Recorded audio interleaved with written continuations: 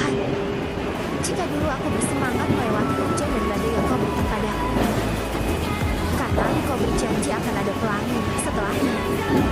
Tetapi setelah ini, tidak perlu engkau janjikan pelangi lagi.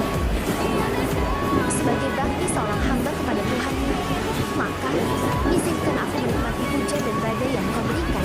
Biarkan aku menikmatinya dan merasakannya.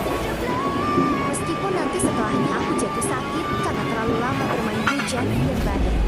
Tetapi setidaknya, aku telah berusaha dengan tulus untuk melewatinya tanpa berharap akan ada pelangi atau hal indah lainnya di depan nanti.